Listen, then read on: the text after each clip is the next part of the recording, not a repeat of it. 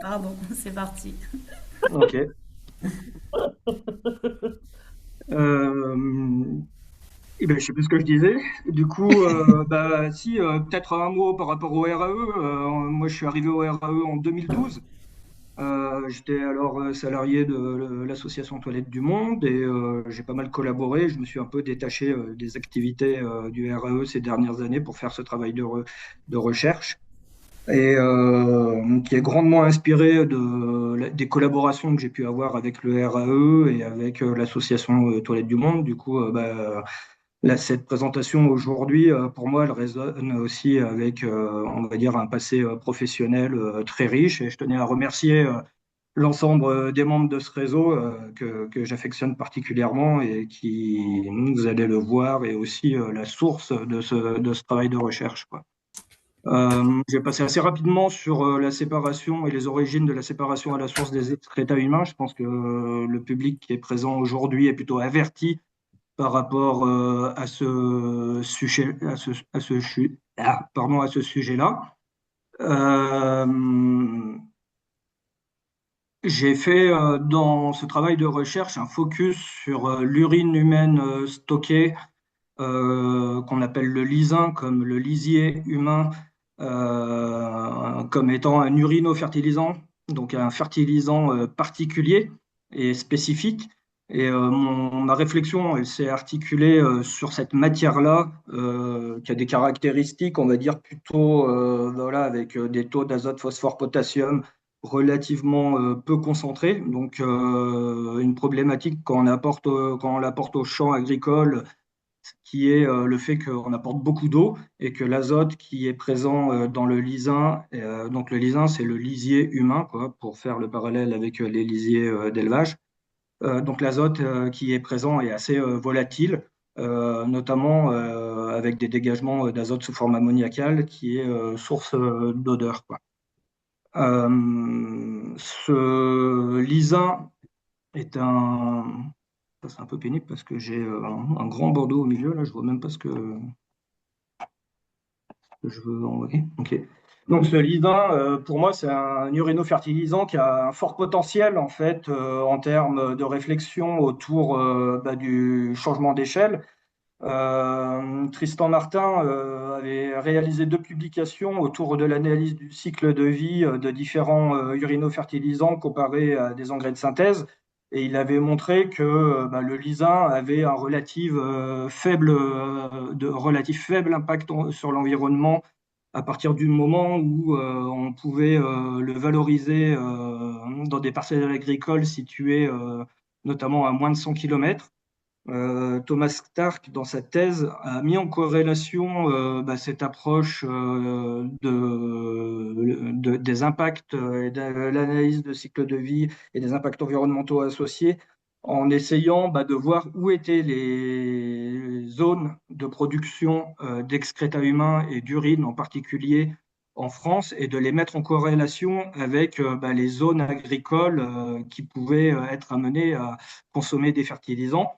Et on s'est rendu compte qu'en fait, il y avait de faibles distances à parcourir pour couvrir les besoins agricoles en nutriments, du fait que les zones, on le voit bien sur la carte là à droite, où il y a de forts gisements d'excréta humains, il y a une proximité avec des parcelles agricoles qui vont avoir des besoins en nutriments. Et du coup, quasiment dans 70% des cas, les distances à parcourir pour épandre les excréta humains sont inférieures à 10 km, quoi. Donc cet urinofertilisant qui est le lysin, il est déjà utilisé aujourd'hui en France avec des observations sur ses effets agronomiques qui sont positifs au même titre que voilà, des engrais de synthèse. Par contre, il y a des freins autour des problématiques d'odeur et de concentration variable, de concentration pardon, variable en azote, phosphore et potassium, quoi. Donc, pour moi, ça en fait un bon candidat pour analyser l'organisation des filières et ouvrir des réflexions sur le changement d'échelle, quoi. Je vais avoir une approche plutôt sur la base des filières qui vont être composées de différents maillons, de différentes étapes et de différents acteurs. D'un point de vue socio-technique, il y a certaines étapes qui ont déjà été documentées par la recherche, que sont notamment les étapes liées aux interfaces usagers, à la collecte et à la collecte. Pour ma part, je vais avouer, j'ai essayé de me concentrer un peu plus sur les étapes de transport, de traitement et d'utilisation agricole, en faisant un focus notamment sur l'utilisation agricole de ce lisin, qui amène aussi à questionner les étapes de la filière qui sont adjacentes, telles que le traitement et le transport, sachant que aujourd'hui, j'ai laissé aussi de côté l'étape agroalimentaire qui pourrait faire l'objet d'un focus en particulier, quoi. Et mes questions, elles s'appuient sur notamment comment le lisin en tant qu'innovation, innovation de niche, est en train ou pas d'ailleurs de percer le régime sociotechnique actuel de la gestion des excrétas humains par le tout à l'égout et la production de boue. Est-ce que le lisin, dans son déploiement actuel dans les territoires, finalement, est en mesure de devenir une solution courante dans l'utilisation des urines humaines, ou est-ce que cette innovation va, dans les années qui viennent, s'effondrer et être oubliée, quoi. Et je pense qu'aujourd'hui, on est un peu voilà, dans une étape cruciale qui est celle de est-ce qu'il va y avoir un changement d'échelle ou pas par rapport aux usages de cet urinofertilisant en agriculture. Et ce changement d'échelle, pour moi, il va reposer sur un ensemble de conditions que j'ai explorées dans mon travail, quoi. Donc ça m'a amené en fait à formuler une problématique qui est la suivante, qui est l'utilisation du lisin est-elle susceptible de participer à un changement d'échelle de la séparation à la source? Et une deuxième étape qui est quelles sont, en fonction des territoires, les conditions d'appropriation de cette matière, le lisin, par le monde agricole. Donc, un focus de ma problématique vraiment centré sur l'appropriation par les acteurs agricoles de ce nouveau fertilisant.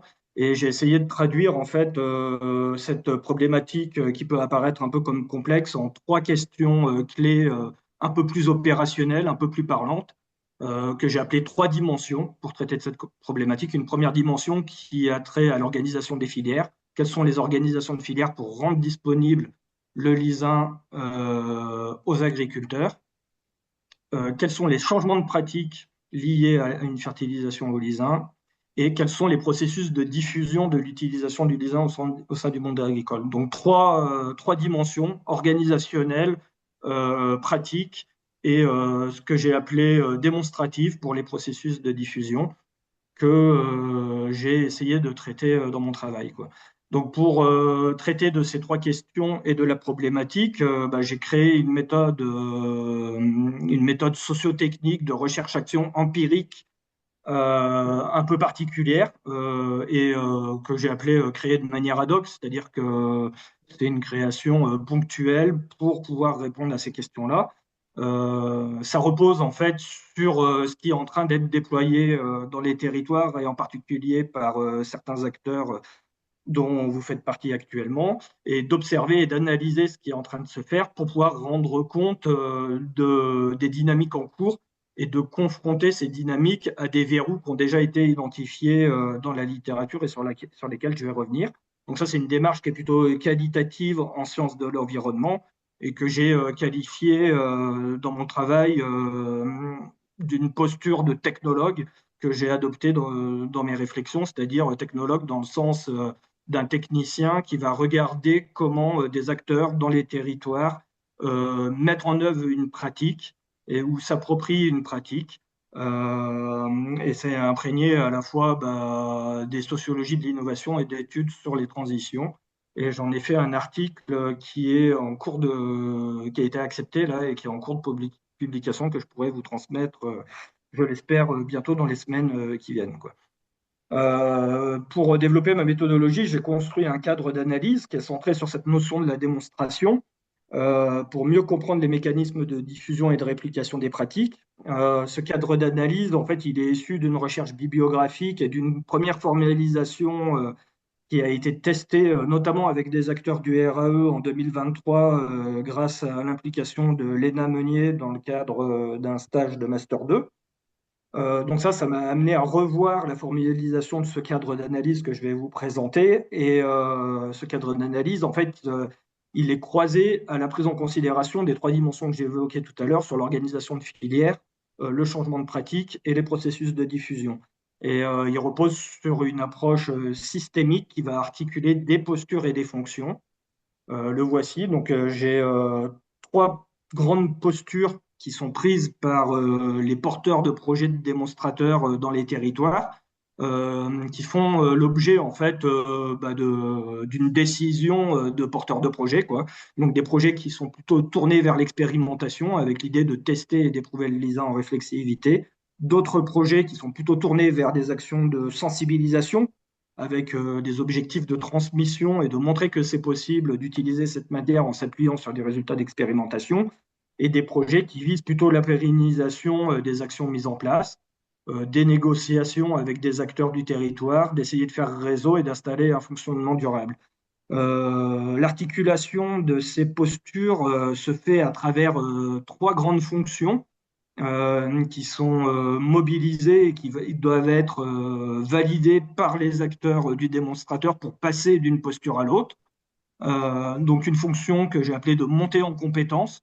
Quand on va mener une expérimentation, en fait, on va bénéficier de retours d'expérience qui va nous faire progresser pour pouvoir asseoir ensuite des mises en scène, des témoignages, de la sensibilisation qui vise en fait aussi à embarquer des acteurs soit en interne du projet pour pérenniser l'action en cours, soit à embarquer d'autres acteurs tiers qui viennent bénéficier des actions de sensibilisation et les embarquer vers la mise en place de nouveaux démonstrateurs, quoi.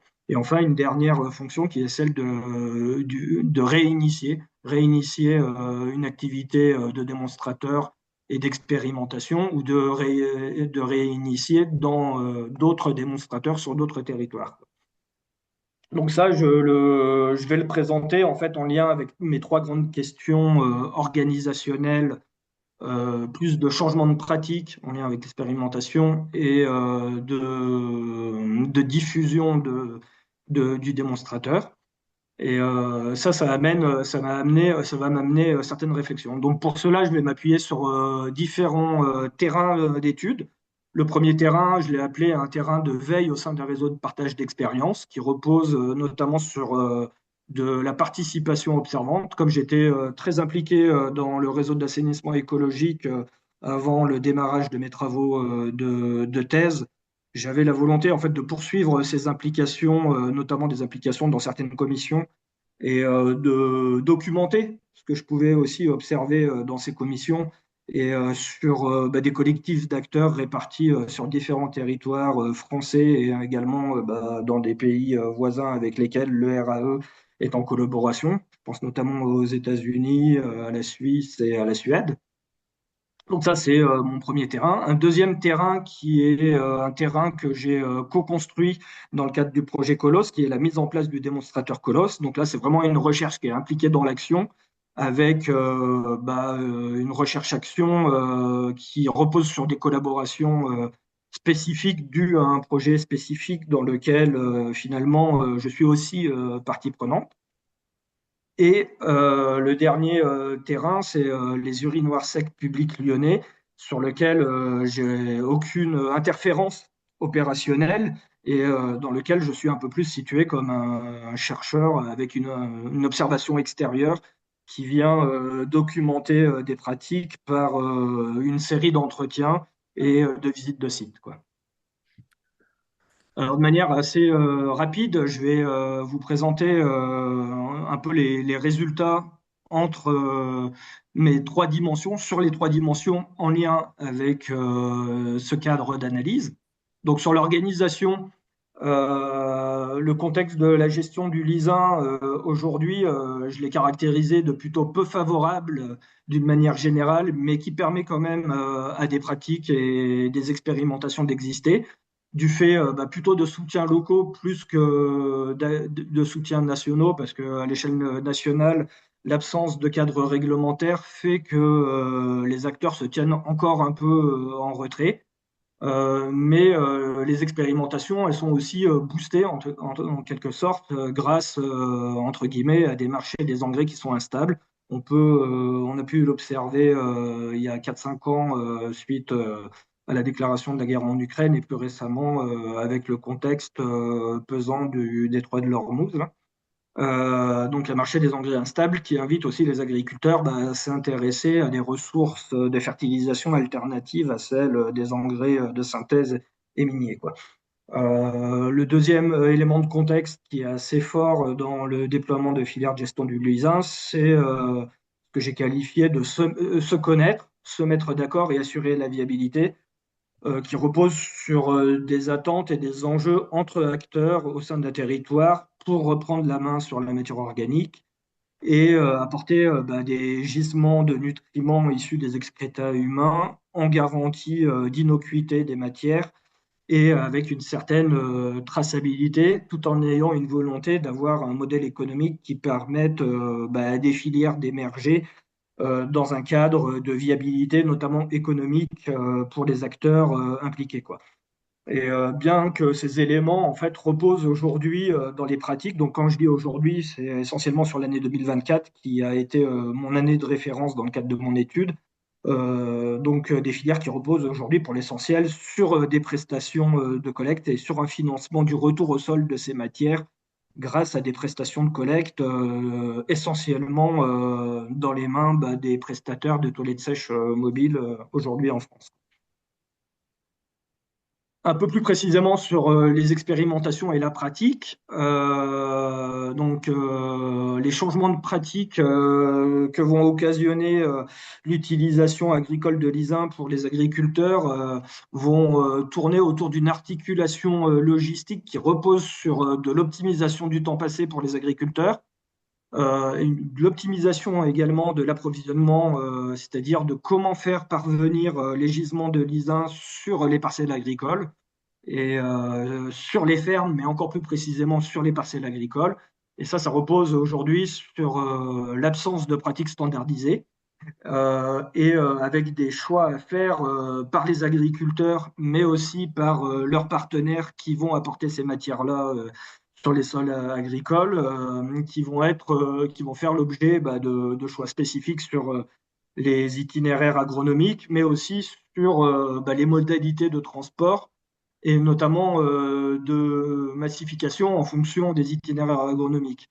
C'est-à-dire que les conditions de changement de pratique vont être relativement différentes entre un maraîcher qui va travailler en micro-parcelles et un agriculteur céréalier qui va avoir plusieurs hectares de céréales à fertiliser avec cette matière-là, quoi.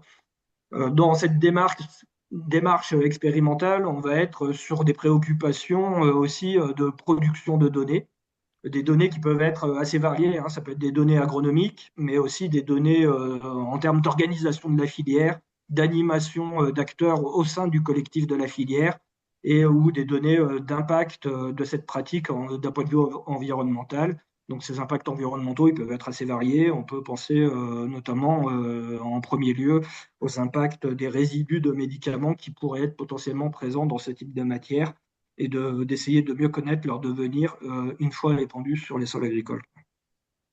Du coup, ces expérimentations, elles reposent aussi sur l'idée de produire des outils qui permettent de documenter les pratiques avec des cahiers d'expérimentation, des fiches de retour d'expérience, des notes de synthèse, quoi. Donc des pratiques assez variées qui sont aujourd'hui encore assez proches du bricolage, mais qui pour moi ouvrent des perspectives de massification. Sur la sensibilisation et cette notion de diffusion, il y a de plus en plus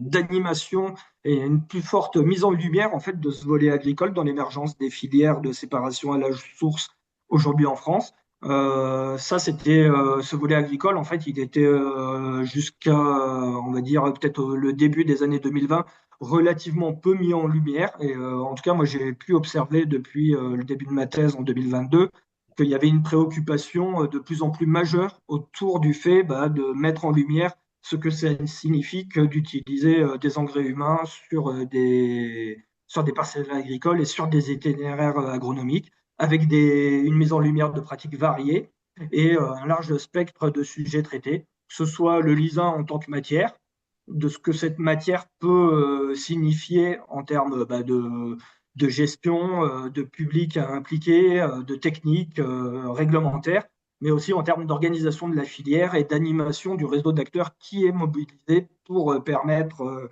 à cette pratique d'exister. Et ces animations et ces sensibilisations, quand les acteurs propres d'un démonstrateur sont amenés à témoigner de ce qui se passe sur le démonstrateur, j'ai pu constater que en fait, ça génère aussi des réorganisations internes aux démonstrateurs. C'est-à-dire que en fait, le fait de verbaliser ce qui s'est passé, ça donne à voir des gens qui bénéficient à la sensibilisation ce qui se passe. Et cette formulation, ça amène aussi à des réorganisations internes par les acteurs qui sont mobilisés, mais aussi la discussion avec les bénéficiaires de la démonstration aide à faire progresser la pratique mise en lumière, quoi. Donc ça amène à organiser durablement ou à pérenniser le démonstrateur. Donc cette organisation durable repose pour moi sur le fait que les acteurs qui s'orientent vers la pérennisation de démonstrateurs ont traité certains enjeux, des enjeux clés qui sont donc traiter ces enjeux, ça ne veut pas forcément dire trouver des solutions, mais en tout cas d'avoir soumis à un débat interne aux démonstrateurs ces enjeux-là, quoi. Et ces enjeux, ils peuvent être très variés. Donc là, j'en ai listé plusieurs, des enjeux en lien avec la réglementation, les labels, les politiques publiques applicables, l'alignement d'acteurs, c'est-à-dire un partage de manière de voir le monde entre les acteurs mobilisés au sein du démonstrateur, le modèle économique pour que les acteurs mobilisés au sein du démonstrateur puissent aussi s'y retrouver d'un point de vue économique pour pouvoir faire perdurer la pratique, des questions en lien avec la traçabilité, l'innocuité et la chaîne logistique, quoi. On pourra revenir peut-être dans les discussions là-dessus ensuite. Donc je me suis appuyé là-dessus en fait pour réfléchir à ce que pouvait signifier un changement d'échelle du lisin, de la gestion du lisin. Est-ce que, en m'interrogeant notamment, est-ce qu'un changement d'échelle signifie d'aller vers une échelle industrielle comme étant l'échelle souhaitable pour généraliser la pratique, quoi. Donc, j'ai créé une typologie de différentes échelles de déploiement en réfléchissant à ce que c'était que une montée en échelle ou un déploiement d'un seul niveau d'échelle, quoi. Mieux vaut-il une montée en échelle, c'est-à-dire aller vers une seule échelle qui serait déployée de partout de la même manière, de manière standard et standardisée, pardon, de manière standard et centralisée, avec la perspective de massifier la gestion circulaire des nutriments, ou alors aller vers le déploiement de plusieurs filières singulières de faible ampleur qui permettrait de massifier la gestion circulaire des nutriments tout en gardant finalement des capacités d'adaptation et un essaimage qui serait plus singulier en fonction des contraintes des territoires, quoi. Et donc ça m'a amené à élaborer des critères. Donc j'en ai défini 6 pour ma typologie. Donc une critère qui repose sur la quantité de lisin géré, un critère réglementaire, un critère du nombre d'acteurs et de la typologie des acteurs mobilisés dans la filière, un critère qui est relatif au changement de pratique et aux techniques d'apport au sol agricole de ces matières, un critère qui est de l'ordre de la diffusion et de comment les agriculteurs sont embarqués et mobilisés au sein de la filière, et un critère sur le modèle économique. Donc j'ai défini 4 modes de gestion du lisin. Le premier, il est plus individuel. Donc ça, c'est le mode de gestion, on va dire, qui serait équivalent à celui de l'assainissement non collectif, avec un ménage, une famille sur une parcelle qui va valoriser sa propre urine dans son propre jardin. Pour moi, ça a un faible pouvoir de massification de la circularité des nutriments, dans le sens où où ça ne peut pas couvrir notamment le milieu urbain dense. C'est difficilement envisageable en fait d'avoir un mode de gestion individuel de l'urine en milieu urbain dense, quoi. Un mode de gestion de proximité. Donc là, l'exemple le plus parlant, c'est la filière citoyenne, et je me suis un peu appuyé sur la gestion de proximité des biodéchets pour imaginer ce mode de gestion-là. Donc là, il y a au moins deux acteurs de mobiliser. Le lisin est sorti de la parcelle où il est produit. On est plutôt en circuit court, en connexion avec un agriculteur. Pour moi, il y a une capacité, on va dire, à changer les visions du monde très forte dans ce mode de gestion-là, mais il y a un pouvoir de massification que je considère comme étant moyen, parce que j'ai du mal à imaginer finalement une généralisation de ce mode de gestion de proximité à l'ensemble du territoire français. Ensuite, il y a le mode de gestion artisanale qui voit intervenir plusieurs acteurs, qui est assez fortement territorialisé, qui est encore peu standardisé, mais qui a des capacités d'adaptation et de polyvalence. Et pour moi, il a un pouvoir de massification important.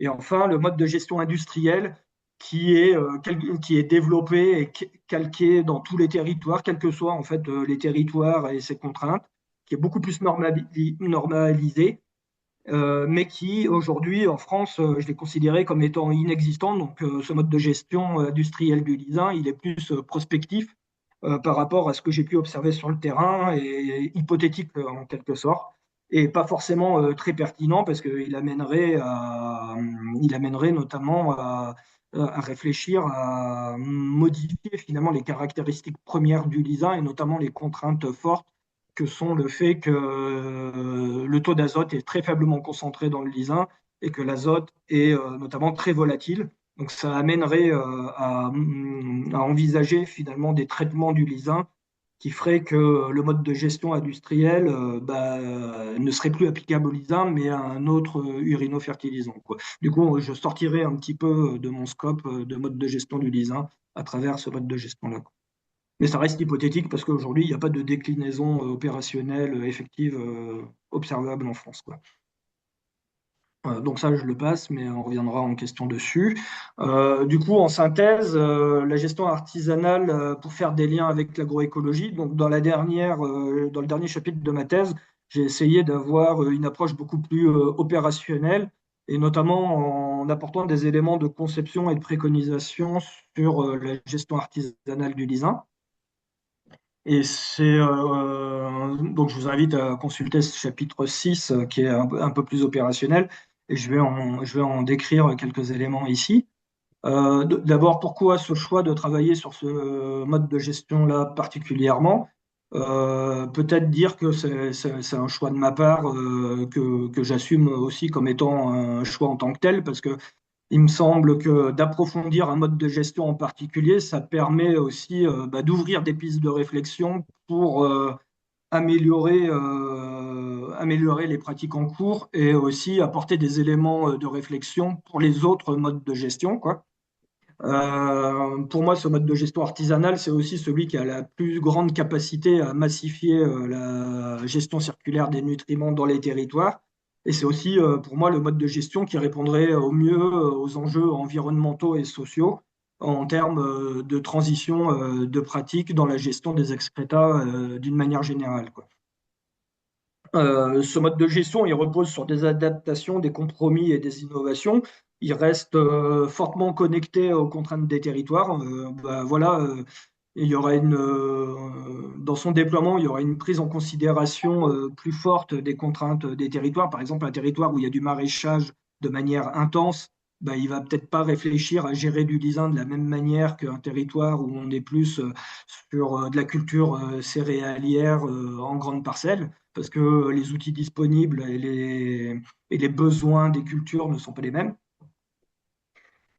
C'est aussi un mode de gestion que j'ai essayé de creuser et de réfléchir en lien avec des territoires urbains, qui sont les zones où il y a le plus grand nombre d'habitants aujourd'hui en France, et qui sont aussi les zones du coup qui ont le plus grand nombre de gisements, les gisements les plus importants en termes de nutriments, quoi. Et c'est un territoire qui est aussi assez spécifique et qui invite à avoir des réflexions sur comment gérer en fait un flux de matière qui est actuellement géré de manière centralisée dans une perspective de gestion décentralisée, quoi. Et donc ça invite à réfléchir à avoir une interface de logistique qui soit assez poussée entre la logistique de collecte en bâtiment et la logistique agricole. Et qu'est-ce qui se passe entre les bâtiments et puis la parcelle agricole et comment on amène finalement les gisements qui sont collectés vers les parcelles agricoles, quoi. Euh, et voilà, en termes de compromis et d'innovation, enfin, en termes d'innovation, il y a surtout cette question autour de développer de nouveaux apprentissages en développant des filières, en s'appuyant sur des filières expérimentales et développer des compromis. En fait, aujourd'hui, pour intéresser certains agriculteurs, et en particulier les agriculteurs céréaliens en grande culture, il y a besoin de forts volumes de lysins pour fertiliser. On est sur du 15 mètres cubes hectare.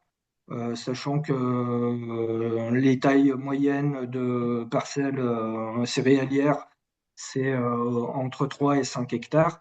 Ça invite à intéresser finalement ce genre d'agriculteurs avec plutôt des centaines de mètres cubes de lysins plus que des centaines de litres. Donc ce mode de gestion, il permet d'ouvrir aussi des possibles en accompagnant des pratiques et des organisations de filières, quoi. J'ai essayé de réfléchir aussi à la compatibilité en fait de ce mode de gestion artisanale du LISA entre les grands principes de l'assainissement écologique portés par le RAE et les grands principes de l'agroécologie portés par les structures qui se revendiquent de l'agroécologie, parce que j'ai trouvé qu'il y avait des passerelles très fortes en fait entre ces deux concepts de pensée et de pratique et qu'il y a des conditions communes à ces deux concepts de pensée et de pratique qui pourraient être respectés et, par la gestion artisanale du lisin, qui me paraissait important de souligner pour envisager en fait une perspective de gestion qui soit respectueuse des enjeux sociaux et environnementaux. Donc des bonnes conditions de travail et d'emploi dans les filières de gestion du lisin, des filières qui soient implantées dans les territoires avec une élaboration et une animation de filières adaptées à chaque contexte, des pratiques qui sont en expérimentation aujourd'hui, mais qui restent aussi en expérimentation dans les années qui viennent pour pouvoir questionner et mettre à l'étude ce qui est déployé dans les territoires et avec la perspective finalement d'avoir des collaborations qui permettent d'accompagner les acteurs. L'agroécologie repose beaucoup sur l'accompagnement des agriculteurs à être plus autonomes, à gérer en fait le changement climatique sur leur ferme. Et j'ai l'impression que la démarche du RAE est aussi similaire dans l'accompagnement des acteurs de l'assainissement écologique à être plus autonomes pour gérer les flux d'urine et matières fécales, quoi.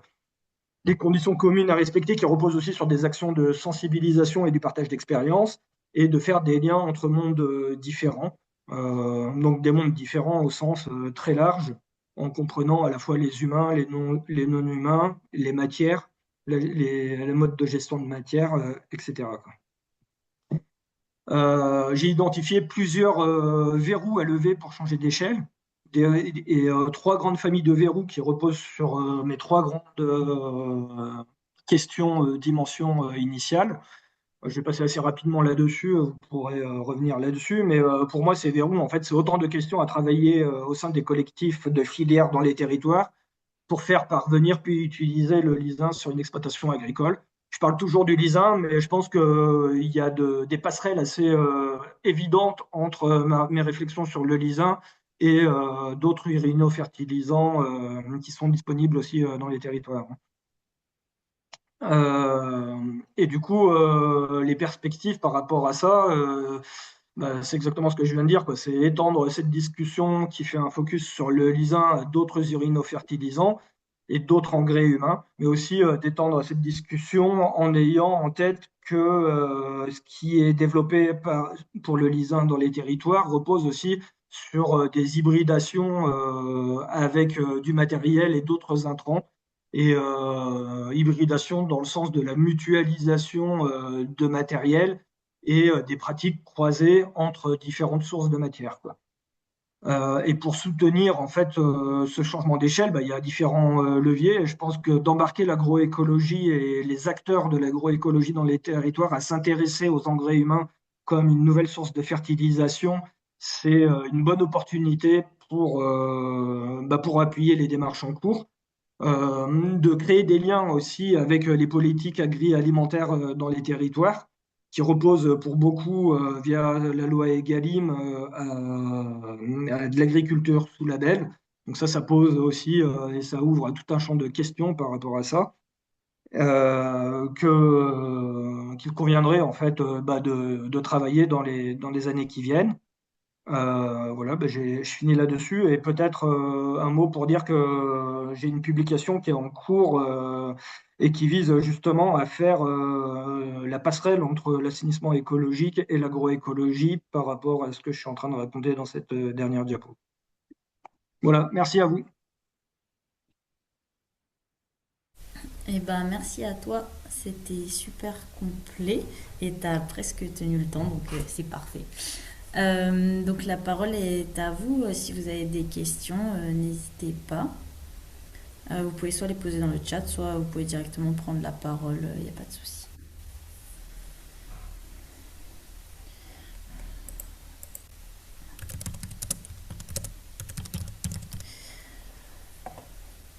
Je sais pas s'il y a eu des questions dans le chat, j'ai pas regardé en même temps. Dans le chat, il n'y a pas eu de questions pour l'instant. Alors, du coup, je veux bien prendre la parole. Salut, c'est Samia. Vas-y, Samia. Bonjour Samia. Salut Florent.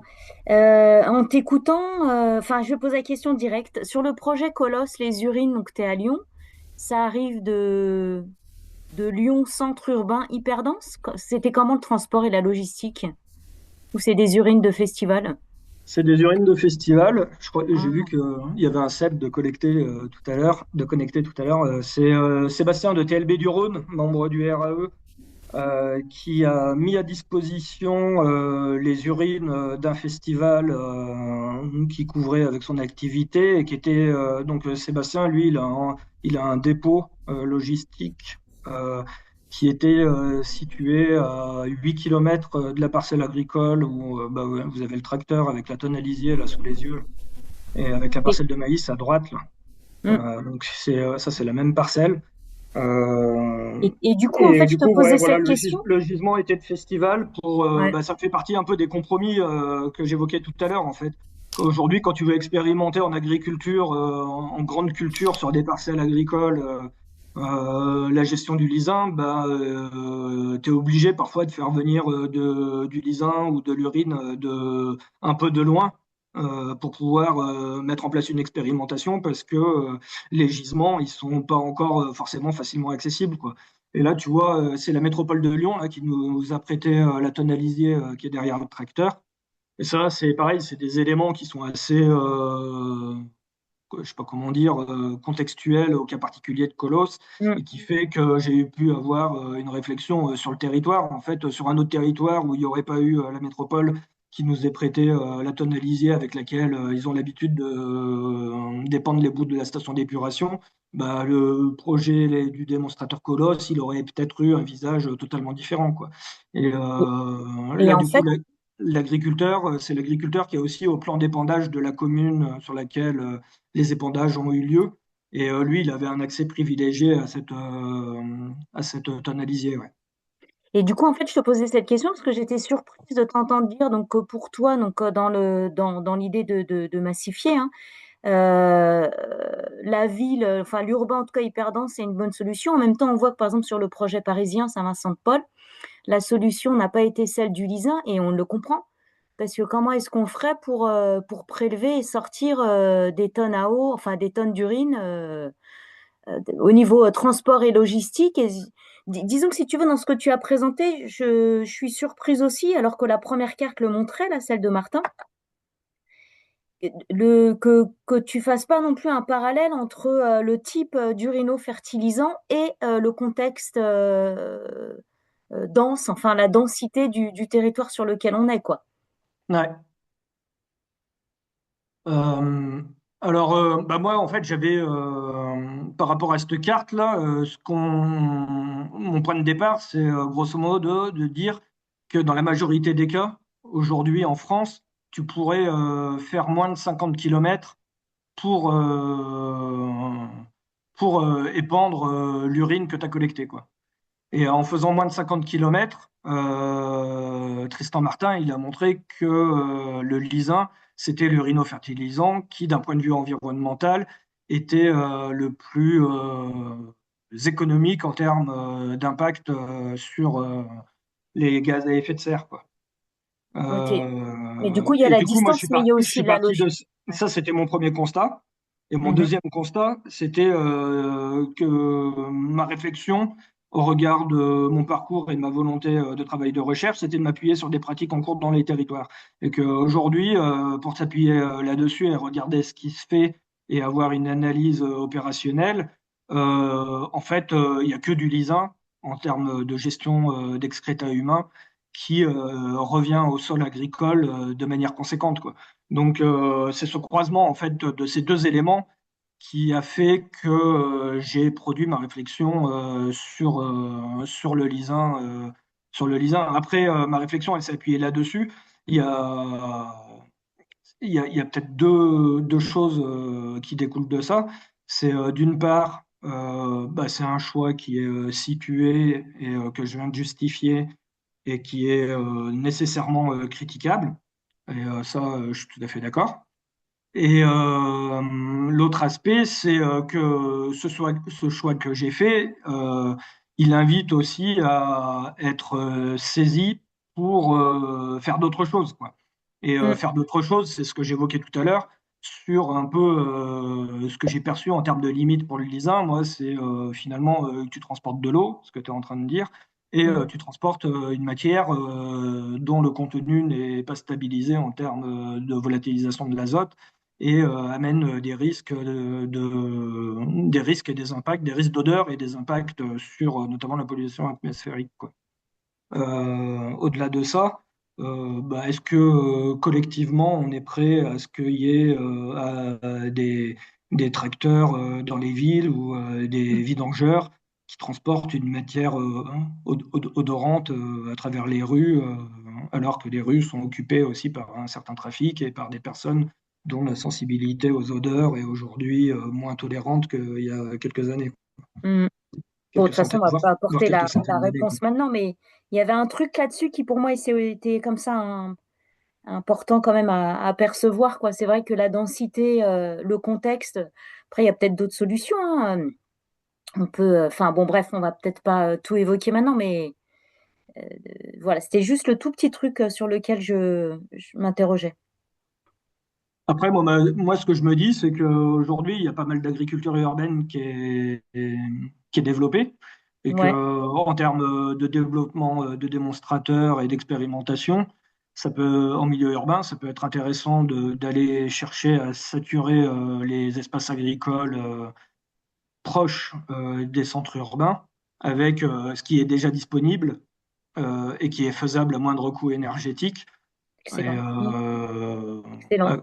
énergétique et puis pécuniaire aussi, hein, Mm. pour continuer à se roder à ce genre de pratique avant d'envisager d'aller vers des procédés de transformation complexes, quoi.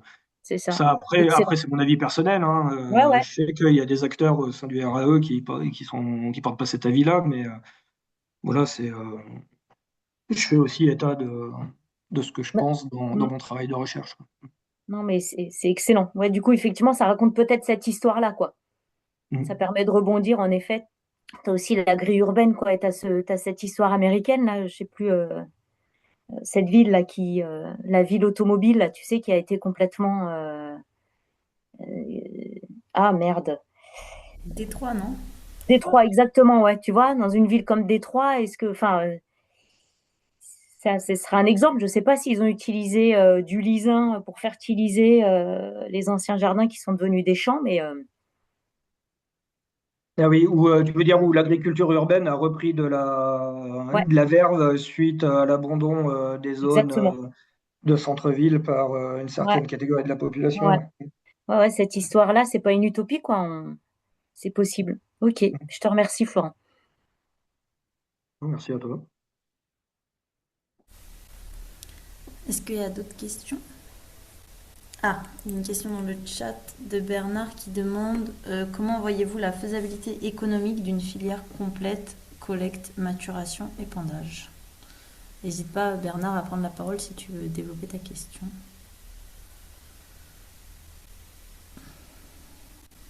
Oui, bonsoir, vous m'entendez?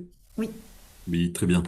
Oui, écoutez, voilà, oui, je travaille actuellement avec Samia Fsel, dont je suis du service eau et assainissement de Dinan Agglomération. Et donc, on va mener une opération de pilote sur un festival local, 60 000 festivaliers sur 3 jours. Et pour l'instant, c'est une première phase, on va dire, c'est une opération pilote pour essayer de voir la faisabilité technique, la logistique. Et après, on veut développer ça sur une phase 2 où on pourrait éventuellement imaginer de collecter et d'augmenter, de massifier donc la collecte, la maturation, l'épandage. Et donc voilà, vous avez abordé vite fait donc la partie économique. Alors, est-ce que vous avez une petite réflexion là-dessus? Bah, je veux pas apporter une conclusion rapide ni diriger la réponse, mais est-ce que vous envisagez peut-être dans une filière complète de faire participer aussi les agriculteurs qui pourraient récupérer un produit fertilisant? Ouais. Je peux peut-être, je suis pas économiste déjà, mais je Oui. peux peut-être témoigner de ce qui a été fait dans le cadre du démonstrateur Colosse. Dans le cadre du démonstrateur Colosse, l'agriculteur a été soutenu par la Chambre d'agriculture du Rhône dans une démarche qui est proche de celle de la gestion des boues de station d'épuration, à savoir, donc ça c'est une posture assez politique défendue par les chambres d'agriculture par rapport à ce type de matière, qui est celui d'un 0 € rendu racine, parce que ce serait un service rendu par le monde agricole au monde urbain que de gérer les boues des stations d'épuration, et notamment par le fait que les boues de stations d'épuration ont des caractéristiques de contamination potentiellement plus élevées que le lisin, quoi. Hmm. Et donc ça, ça a été leur posture. Et après, dans la discussion qu'il y a pu avoir avec le prestataire de toilettes sèches mobile du démonstrateur, c'est que on a calculé quand même le nombre d'unités d'azote qui étaient apportées dans les 10 mètres cubes. Et on a rapporté ça à un coût économique. Donc, grosso modo, une unité d'azote, donc 1 kilogramme d'azote, ça vaut 1 €. Et on a évalué les coûts relatifs au plan d'épandage des boues de la station d'épuration appliqués à notre contexte spécifique, donc qui repose sur une indemnité de l'agriculteur en termes d'utilisation de son tracteur et de la distance parcourue et du temps passé, moins le coût de l'unité d'azote apportée, quoi, qui était dérisoire finalement au regard. Donc je crois que le coût de l'unité d'azote, il y en avait pour genre 6 euros, alors qu'il y en avait pour 250 € d'indemnisation de temps passé et de coût de carburant, quoi. Donc ça, il y a des calculs qui existent. Moi, ce que j'ai fait en fait dans le projet Colo, c'est dans ma thèse, c'est que j'ai essayé de reprendre les calculs qui avaient été faits de manière théorique dans le cadre du projet AgroCapi 2018-2022 du programme Okapi. Donc il y avait eu des calculs qui avaient été faits de manière théorique et que j'ai repris et que j'ai appliqué au contexte spécifique de Colosse au regard de ce qui avait été fait, quoi. Et en fait, aujourd'hui, le temps passé pour les agriculteurs à utiliser ce type de matière et le temps passé pour les collecteurs à apporter ce type de matière sur les exploitations agricoles est tellement supérieur en coût à celui qui serait de l'unité d'azote par rapport à un engrais de synthèse que pour équilibrer les coûts, en fait, c'est de la mobilisation bénévole, quoi, ou un financement par des prestations de collecte, quoi. Donc le modèle économique aujourd'hui qui est viable sur ce genre de modèle repose essentiellement sur un financement par la collecte et par la mobilisation bénévole d'acteurs, quoi. Euh, voilà ce que je peux en dire. Après, j'ai pas poussé la réflexion plus en avant. Je pense que dans le séminaire des 10 ans d'Ocapi, il y a un appel à l'action qui invite des agences d'État à se mobiliser sur le sujet et notamment à envisager des mécanismes de financement ad hoc et de subventions qui seraient partagées entre des mécanismes issus du ministère de l'Environnement et des mécanismes issus du ministère de l'Agriculture, quoi. Au titre de la souveraineté alimentaire d'un côté et au titre de la protection de l'environnement de l'autre, quoi. Mais bon, voilà, ça reste assez. Voilà, je pense que je vous fais pas une réponse très opérationnelle, actionnable et clé en main comme ça. Non, mais je comprends bien. J'attendais pas une réponse très précise, ouais, bien sûr. Après, évidemment, il y a la solution publique, hein, puisque le service d'assainissement prend en charge, enfin, est là pour supporter les charges, hein, évidemment, c'est les recettes qui équilibrent les dépenses. Enlever de l'urine aux stations d'épuration, c'est également enlever des charges, enlever des dépenses. Donc, il faut peut-être essayer de réfléchir sur un genre d'avenant qu'on pourrait avoir sur nos contrats de délégation, en sachant que on leur permet, on leur évite des dépenses importantes en termes d'énergie, en termes de transport, et puis en termes global de coûts de fonctionnement. Donc là aussi, c'est peut-être une réflexion qu'on doit mener aussi de notre côté, quoi. Mais ça me plaît bien quand même de me dire que en fait, il faudrait peut-être que sur cette filière-là, il y ait un cofinancement, que l'ensemble des acteurs aussi s'impliquent autant en partie de logistique et de pratique, mais aussi l'aspect financier, hein. Je pense que tout ne peut pas aussi reposer sur les collectivités. Ouais, exact. Et peut-être que il y a le rapport final du projet Colos qui n'est pas encore disponible, là, mais qui va être publié bientôt par la métropole de Lyon, aborde un peu ces sujets-là sur l'impact, quand je parlais d'impact sur les stations d'épuration, que pouvait avoir la séparation à la source de manière assez concrète et appliquée à un contexte périurbain. Donc là, dans Colosse, on est sur deux communes de 3000 habitants. Et il y a des scénarios, je dis on, c'est le laboratoire TBI à Toulouse qui a fait ça, là, Mathilde Besson. Et du coup, ça apporte des éléments de réflexion aussi sur Mm. l'impact économique et l'impact en entrée de stations d'épuration sur les performances de traitement. Je crois que toutes les expérimentations devraient avoir cette partie financière aussi en, en réflexion, quoi. Il faut absolument il n'y a pas que la partie agronomie, il n'y a pas que la partie expérimentale de la logistique, mais je crois qu'il faut faire apparaître justement les coûts de mise en œuvre et aussi le retour sur investissement par rapport aux stations d'épuration. Je pense qu'à mon avis, on arrivera à avoir beaucoup d'acteurs publics si on arrive à faire comprendre, à justifier, à argumenter sur ce point-là. Ouais, ouais, exact. Et si même je voulais aller plus loin aussi, Bernard, on est dans un contexte où on voit, alors c'est aussi d'autres pollutions, mais les impacts sur les cours d'eau, sur la mer et sur toute l'économie, donc aussi qui se nourrit, je pense aux fruits de mer hein, en particulier. Les pollutions aujourd'hui qui peuvent arriver des champs, mais qui peuvent aussi arriver des stations d'épuration, ça a aussi un impact économique et ça aussi, ça peut être mesuré dans ce genre d'études et d'analyses. Oui, bien sûr, bien sûr. Merci. Il y Je avait aussi permets une de question collecter. de Céline. Oui, Ah, mais vas-y, Julia, si tu vous avais une question. m'entendez ou pas? Oui. Ah non, non, mais je laisse la. Il y a Céline qui demandait quel conseil tu pourrais donner pour mettre en place un démonstrateur sur un territoire qui n'en dispose pas encore et par où commencer. Ouais, peut-être juste un mot sur ce terme de démonstrateur. Pour moi, un démonstrateur, c'est en fait tant que c'est une filière ou un projet qui existe dans un territoire et qui a des actions volontaires ou involontaires de démonstration et de mise en scène de pratiques.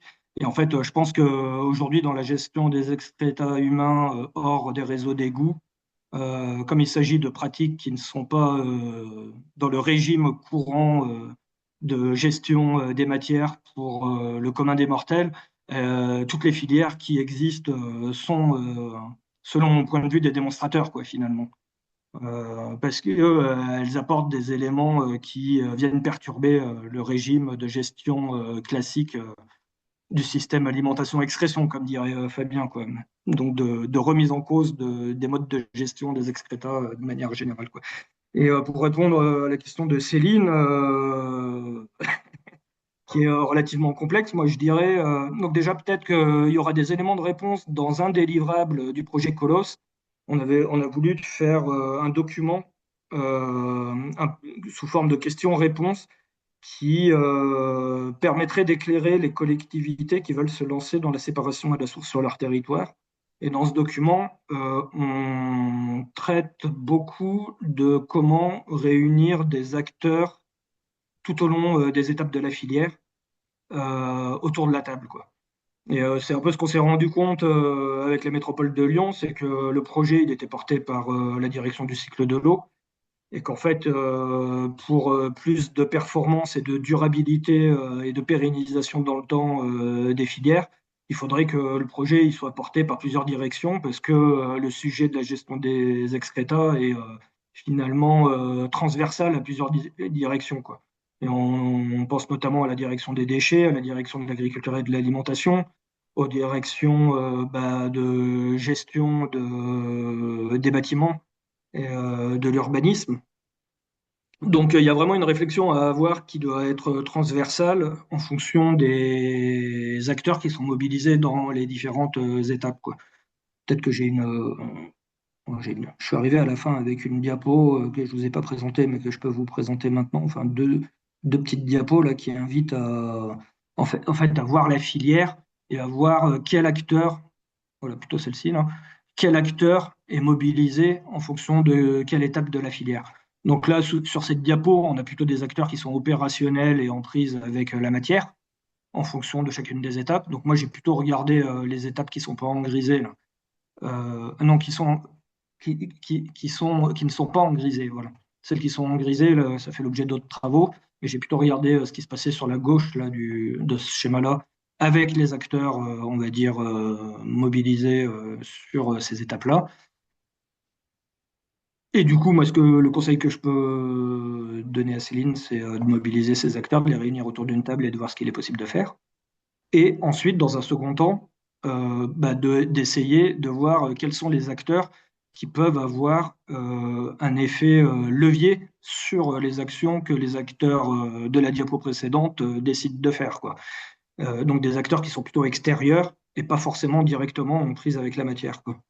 Et là, c'est pareil, j'ai essayé d'avoir une réflexion à partir de l'utilisation agricole qui était ma porte d'entrée, sachant que la porte d'entrée peut être différente, quoi. Il y a beaucoup de travaux aussi qui reposent sur l'interface usagée et la collecte en bâtiment. Et j'imagine que dans ces maillons-là, les acteurs autant en prise avec les matières que ceux qui ont des actions avec des fonctions leviers sont d'autres acteurs. Je pense notamment à des promoteurs immobiliers, ce genre de choses, qui ne sont pas forcément ceux que moi j'ai pu rencontrer dans mon travail. Merci. Merci beaucoup. Ensuite, il y avait une question de Nathanaël. Est-ce que tu peux la poser, Nathanaël? Si tu Oui, veux. bonjour à tous, bonjour à toutes, bonjour Florent. La question, c'était un peu, est-ce qu'il y a des études, oui, qui sont faites par rapport, en effet, admettons en centre-ville, l'urine qui est collectée séparément, et du coup, cette urine, soit utiliser de l'énergie pour enlever toute la partie eau in situ, et du coup, une consommation d'énergie à ce niveau-là, versus utiliser l'énergie sous forme de transport pour transformer ces volumes d'eau à l'extérieur. Et du coup, c'est deux manières d'utiliser l'énergie. Est-ce qu'il y a des comparaisons dans ce sens-là? Et en fait, en l'écrivant la question, je repensais à une initiative, ou en tout cas les travaux des camarades de l'EAVAG il y a une vingtaine d'années, qui réfléchissaient aussi éventuellement en centre-ville de faire du stockage temporaire de l'urine en journée et d'utiliser les réseaux d'égouts en place, par exemple entre 3 heures et 5 heures du matin, où les réseaux d'égouts sont quasiment vides vu que tout le monde dort et qu'il n'y a pas beaucoup d'eau, et de faire des largages massifs de l'urine en période nocturne pour évacuer ce lisard-là, ces urines-là, vers quasiment jusqu'à la station d'épuration et éventuellement avoir la récupération de ces gros volumes-là qui, du coup, arrivent directement en dehors des centres-villes au niveau des stations d'épuration ou les dévier à ce niveau-là et l'utiliser à ce niveau-là. Et du coup, on utilise plutôt du gravitaire au niveau des égouts et du coup, moins d'énergie pour évacuer. Voilà. C'était un peu savoir au niveau énergie, est-ce que tout ça, ça avait été calculé et notamment cette initiative-là du stockage et du largage temporaire que les camarades suisses avaient étudié depuis 20 ans, est-ce que ça a évolué? Est-ce qu'il y a eu des nouveautés à ce niveau-là. Merci. Bon, ça va être difficile pour moi de te répondre là sur le stockage relargage. Là, j'avais aucune idée par rapport à ça là. Donc, je suis bien incapable de répondre à cette question. Sur les aspects énergétiques, bah, moi, je me raccroche aux deux publications de Tristan Martin là, en 2022 et 2023. Et grosso modo, ce que dit Tristan dans ces deux publications, et ce que je retiens des travaux qui sont aujourd'hui menés par le laboratoire TBI à l'INSA de Toulouse, c'est que malgré les représentations qu'on peut avoir sur l'impact énergétique du transport, celui-ci n'est pas majeur dans les filières, quoi. Il reste surestimé dans les représentations par rapport à la réalité. Et les coûts énergétiques, dans la comparaison des différents urinofertilisants, sont surtout au niveau des procédés extractifs pour les fertilisants d'origine extractif, là, et sur les procédés qui visent à enlever la part d'eau dans l'urine, quoi. Et par rapport à ça, ce que j'ai en tête, moi, c'est que le procédé qui vise à enlever la part d'eau dans l'urine, qui est le moins énergivore, c'est un procédé de congélation-décongélation, qui a été mis en place via une unité de Bright Water Tools aux États-Unis. On a un système à l'école des ponts, là, et qui est en cours de rodage par un collègue qui va travailler pour optimiser en fait la consommation énergétique de ce procédé-là, avec une unité à l'école des ponts, et avec l'ambition également bah, de mettre à jour les deux publications de Tristan Martin dont je parlais tout à l'heure, avec les dernières données de la littérature, quoi. En fait, elles datent de 2022-2023, ces publications, mais elles ramassent un ensemble de connaissances qui est plutôt antérieur à 2020. Et il y a eu pas mal de projets de réflexion sur l'optimisation de consommation énergétique entre 2020 et 2025. Et voilà, ce collègue-là, Corentin, devrait pouvoir apporter des éléments là-dessus d'ici 2 ans, quoi. Donc, je t'ai fait une non-réponse, en fait. Mais voilà, ça, on y réfléchit. Merci, merci. Et juste, comment se passe la déshydratation avec la congélation, décongélation? C'est un système par échangeur à plaques et avec des températures qui sont pas forcément très basses, mais en fonction des gradients de température froide, en fait, c'est d'abord l'eau qui va congeler avant les nutriments. Et du coup, on va pouvoir séparer les nutriments de l'urine en faisant des congélations, décongélations et en faisant varier les températures, quoi. Merci. Il y avait une question de Julia tout à l'heure et ensuite Judith. Si Julia est toujours là. Juste une petite réflexion sur la partie économique. Je suis économiste à la base, mais du coup, on peut parler aussi en analyse coût-bénéfice qu'on fait souvent. Donc, pas que focaliser sur le côté économique, mais aussi essayer de valoriser le coût socio et écologique. Et voilà. Et ma question, c'était aussi sur la durée de stockage et du coup, la quantité d'urine nécessaire pour l'agriculteur. Vous avez parlé de 15 mètres cubes par hectare, c'est par an. Du coup, est-ce que en termes de flux, quand on est en ville, ce transport doit être en continu ou combien de temps on peut stocker? Est-ce que vous avez étudié ça et en termes agronomiques, du coup, voilà, est-ce qu'il y a des éléments là-dessus? Merci. Donc là, moi, je m'appuie sur les recommandations de l'Organisation mondiale de la santé qui datent de 2012 pour une utilisation sans risque des excréta humains, dans lequel le lysin apparaît et où il y a une préconisation d'hygiénisation par stockage dans une approche multibarrière, avec un stockage entre 1 mois et 6 mois pour hygiéniser, donc à savoir abattre les germes pathogènes au-dessous d'un seuil acceptable en fonction des usages agricoles. Donc, grosso modo, plus la durée est courte, plus il subsiste des germes pathogènes et plus l'utilisation agricole doit être faite sur une culture qui va avoir d'autres barrières de traitement du risque sanitaire, des barrières comme du nettoyage à l'eau, un épandage sur une culture non comestible, un épandage avant, avant semis ou au semis, ce genre de D'accord. choses, quoi. Donc c'est un peu une combinaison. Donc là, il y a plein de préconisations spécifiques en fonction des itinéraires agricoles par rapport à ça, quoi.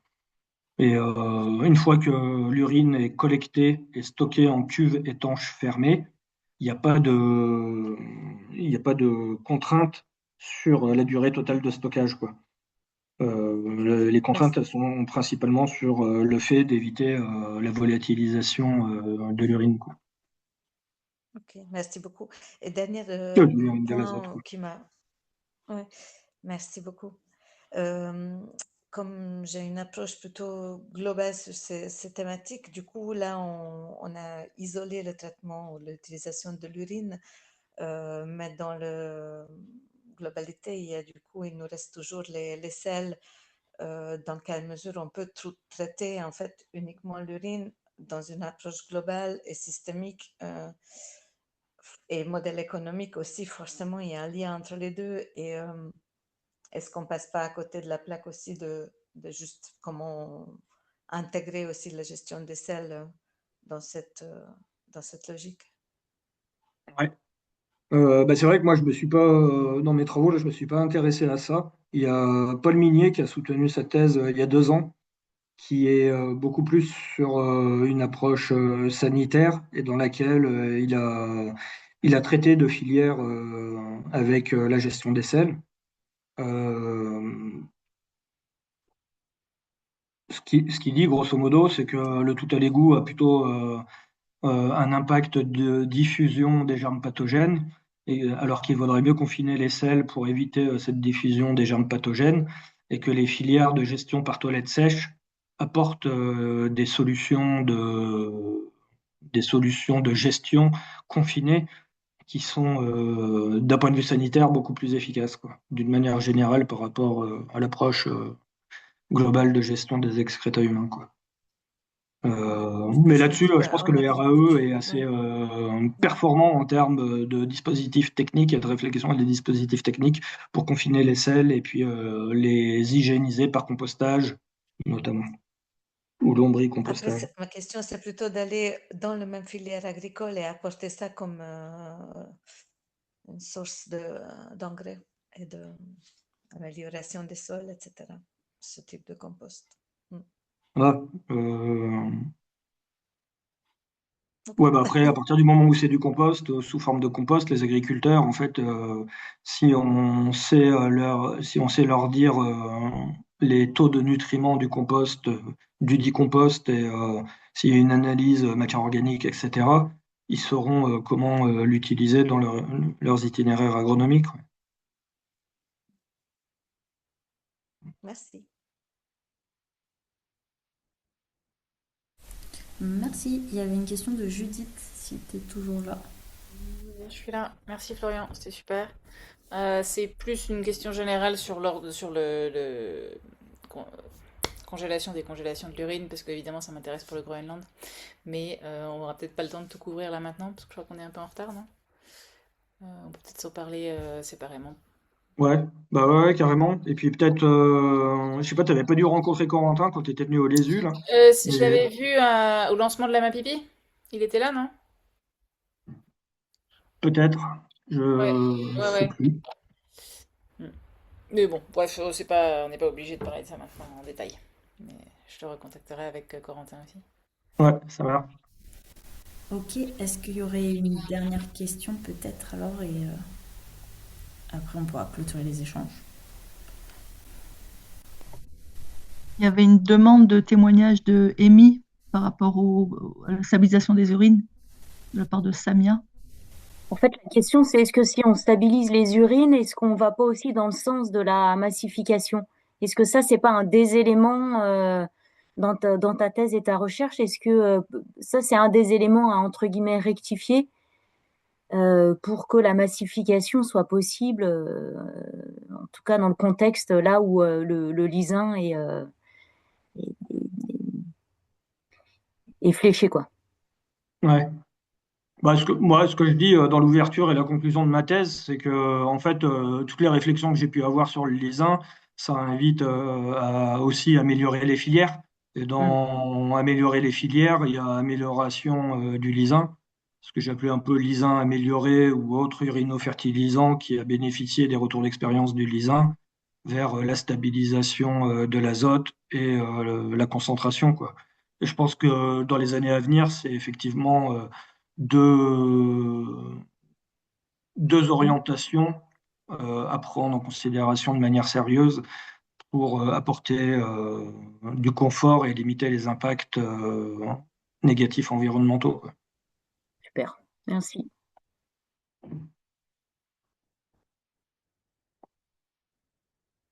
Ben, merci beaucoup. Si ça vous va, on peut terminer là-dessus. Florent, je ne sais pas si dans les choses où tu as dit que tu voulais revenir dessus, tu as l'impression qu'on a manqué des éléments. Non, bah après, moi je suis toujours dispo pour discuter ensemble. Et puis il y a le festival qui nous permettra d'avoir des temps de discussion un peu en off, de visu, pour continuer la conversation. Ouais. Mm. Tout à fait, j'allais conclure là-dessus. N'hésitez pas à nous rejoindre au festival du coup qui sera les 20 ans du RAE qui aura lieu à côté de Toulouse à Ramonville le week-end du 8 mai. Je vous mets quand même dans le chat le petit lien vers les infos. Et je suis disponible si vous avez des questions. Et ce sera effectivement l'occasion de discuter avec Florent et tous les autres membres du RAE. Et ben, merci beaucoup. Et du coup, je vous souhaite à tous une très bonne soirée. Et on se retrouve aussi pour une prochaine visio cuvette pour ceux que ça intéresse, le 29 avril, où ce sera justement Amy de Factopie qui présentera l'avancée du projet Factopie. Voilà. Merci à vous. Bonne soirée. Merci, à Bonne bientôt. soirée. Au revoir. Bonne soirée. Merci.